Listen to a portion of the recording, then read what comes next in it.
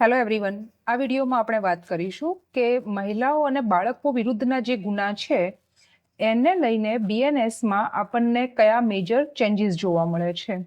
હવે મહિલાઓ અને બાળકો વિરુદ્ધના ગુનાઓની વાત કરીએ તો બીએનએસમાં આ ગુનાઓને પ્રાયોરિટી આપવામાં આવેલી છે.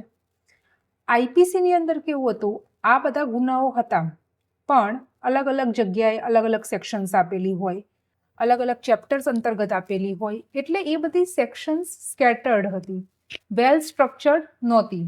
બીએનએસની અંદર શું કર્યું છે કે મહિલાઓને લગતા ગુના અને બાળકોને લગતા ગુના એ બધાને ભેગા કરીને એક નવું ચેપ્ટર આપી દીધું, ચેપ્ટર નંબર 5.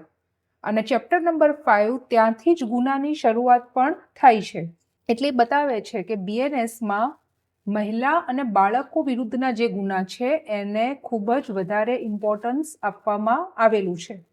ઘણા બધા ગુના એવા છે કે જેને સ્ટ્રિક્ટ કરવામાં આવેલા હોય, એની સજાની જોગવાઈ વધારી દીધેલી હોય, જેમ કે ગેંગ રેપની વાત કરીએ, માઇનર્સના રેપની વાત કરીએ. એ સિવાય ટ્રાફિકિંગને લગતા ગુના છે એની અંદર સજાની જોગવાઈની અંદર પરિવર્તન કરેલું છે. અમુક ગુના એવા છે કે જેને જેન્ડર ન્યુટ્રલ બનાવેલા છે. અમુક કલમ એવી છે કે નવા ગુના જ એડ થયેલા છે. તો જોઈએ આપણે નવી સેક્શન એડ થઈ હોય એની ચર્ચા કરીએ તો સેક્શન 69, સેક્સ્યુઅલ ઇન્ટરકોર્સ બાય ડિસીટ. એટલે કે કોઈ પણ પુરુષ કોઈ મહિલાને ખોટું વચન આપે, જેમ કે લગ્ન કરશે એની સાથે, અથવા એને નોકરી આપશે, અથવા પ્રમોશન આપશે, આવું કોઈ ખોટું વચન આપીને એની સાથે શારીરિક સંબંધ બાંધે, અથવા તો કોઈક વ્યક્તિ પોતાની ઓળખ છુપાવીને, પોતે કોઈક વ્યક્તિ છે જ નહીં એમ છતાં પોતાની ઓળખ છુપાવીને એની સાથે લગ્ન કરે, તો આવા કૃત્યો ગુનો ગણવામાં આવશે. હવે જુઓ, એક વસ્તુ અહીંયા ખાસ યાદ રાખો કે સેક્સ્યુઅલ ઇન્ટરકોર્સની વાત છે તો એ બે ટાઈપનો હોય, એક વિથ કન્સેન્ટ અને બીજો વિધાઉટ કન્સેન્ટ. તો વિધાઉટ કન્સેન્ટ વાળો કોઈ પણ ગુનો હોય, સિવાય કે બે વ્યક્તિના લગ્ન થયેલા છે, એ લગ્ન સંબંધમાં છે, વિધાઉટ કન્સેન્ટ વાળો કોઈ પણ ગુનો હશે તો એ રેપની કેટેગરીમાં આવશે. અહીંયા ધારો કે કોઈક એક વ્યક્તિ છે કે જે બીજી વ્યક્તિને લગ્ન, નોકરી કે પ્રમોશનનું લાલચ આપે છે, પણ સ્ત્રી કોઈ રીતે શારીરિક સંબંધ બાંધવા માટે તૈયાર નથી થતી, એટલે કે એ પોતે કન્સેન્ટ નથી આપતી, એમ છતાં પણ જો કોઈ પુરુષ કન્સેન્ટ વગર જો સેક્સ્યુઅલ ઇન્ટરકોર્સ કરશે તો એ હંમેશા રેપની કેટેગરીમાં જ આવશે. Section 69 A sexual intercourse by deceit, અહીંયા છે not amounting to rape. That means કે અહીંયા કન્સેન્ટ મળેલો છે આ કિસ્સામાં, પણ કન્સેન્ટ કયા સંજોગોમાં મળ્યો?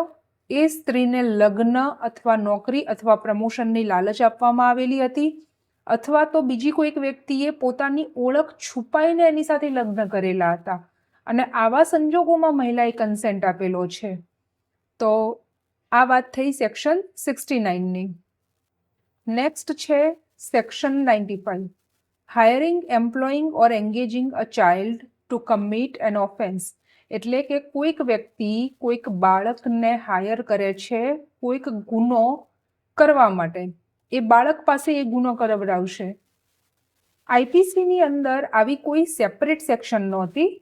આપણી પાસે આઈપીસીમાં એક અબેટમેન્ટની સેક્શન હતી, અબેટમેન્ટ અંતર્ગત આ કવર થતું હતું, પણ બીએનએસની અંદર આપણને સેપરેટ સેક્શન 95 અહીંયા આપેલી છે. હવે આની અંદર સમજો કે કોઈક વ્યક્તિ એ છે, એ કોઈક એક ચાઇલ્ડ સી એને હાયર કરે છે ચોરી કરાવવા માટે. ચોરીની ઘટના હજુ સુધી થઈ નથી, બરાબર? બાળક ચોરી કરે એના પહેલા જ પોલીસને ટીપ મળી જાય છે કે વ્યક્તિ એ આવી રીતે એક ચાઇલ્ડને તૈયાર કરેલું છે. પોલીસ વ્યક્તિ એને પકડી લે છે, તો વ્યક્તિ એને સજા થશે. ભલે ચોરીનું કૃત્ય થયું જ નથી હજુ સુધી, એમ છતાં વ્યક્તિ એને સજા થશે, કારણ કે એણે બાળકને હાયર કરેલું છે ગુનો કરવા માટે. હવે માની લો કે એ બાળક સી એણે ચોરી કરી લીધી, અથવા તો એને બીજા કોઈક પણ ગુના માટે હાયર કરવામાં આવેલું હતું એ ગુનો એણે કરી દીધો, તો એ ગુનાની જે સજા હશે એ સજા, એટલા વર્ષની સજા એ વ્યક્તિ એ પોતે એ ગુનો કર્યો છે એમ માનીને વ્યક્તિ એને થશે. એટલે જો કોઈ કૃત્ય ગુનાહિત કૃત્ય નથી થતું તો પણ સજા થશે. ગુનાહિત કૃત્ય થાય છે તો એ પર્ટિક્યુલર ગુનાહિત કૃત્યમાં જેટલી સજા થતી હોય એટલી સજા એ એડલ્ટ પર્સનને થશે. આ એક સેક્શન છે જેને જેન્ડર ન્યુટ્રલ કરવામાં આવેલી છે. આઈપીસીમાં આપણી પાસે section 366A procuration of a minor girl. આ પ્રોક્યોરેશન શા માટે હોય છે કે જેથી એની પાસે ભવિષ્યમાં ઇલિસિટ ઇન્ટરકોર્સ કરાવી શકાય, એટલે કે પ્રોસ્ટિટ્યુશનના વ્યવસાયની અંદર એને તમે ધકેલો છો. તો આવી કોઈ ગતિવિધિ માટે કોઈ પણ વ્યક્તિ કોઈ માઇનર ગર્લનું પ્રોક્યોરેશન કરે છે તો 366A આઈપીસી અંતર્ગત એ ગુનો બનતો હતો. બીએનએસની અંદર એમણે શું કીધું કે માત્ર ગર્લ નહીં, કોઈ બોયનું પણ પ્રોક્યોરેશન થાય છે. In short, child. અહીંયા એમણે ગર્લના બદલામાં શબ્દ વાપરી દીધો ચાઇલ્ડ. એટલે હવે ગર્લ હોય કે બોય હોય, લેસ દેન 18 years અને તમે એને આ પ્રકારના કોઈ પણ કૃત્ય માટે એનું પ્રોક્યોરેશન કરેલું હશે તો એ સજા ગણાશે. તો આ પર્ટિક્યુલર કલમને જેન્ડર ન્યુટ્રલ કરેલી છે. હવે બીજી અમુક સેક્શન્સની વાત કરીએ તો આને કમ્પ્લીટ જેન્ડર ન્યુટ્રલ તો નથી કરેલી, પણ બે સેક્શનને પાર્શિયલ જેન્ડર ન્યુટ્રલ કરેલી છે. જુઓ, આઈપીસીમાં આપણી પાસે છે 354. જુઓ, અહીંયા સૌથી પહેલા તમે એક વસ્તુ સમજજો. એક સેક્શન છે રેપની અને બીજી છે જાતીય સતામણીની. તો આ બંને કલમો અથવા તો આ બંને પ્રોવિઝન આપેલા છે એ કોના રક્ષણ માટે આપેલા છે? મહિલાઓના. તો રેપની વાત આવે કે જાતીય સતામણીની વાત આવે, ભોગ બનનાર કોણ હશે? ભોગ બનનાર હશે મહિલા.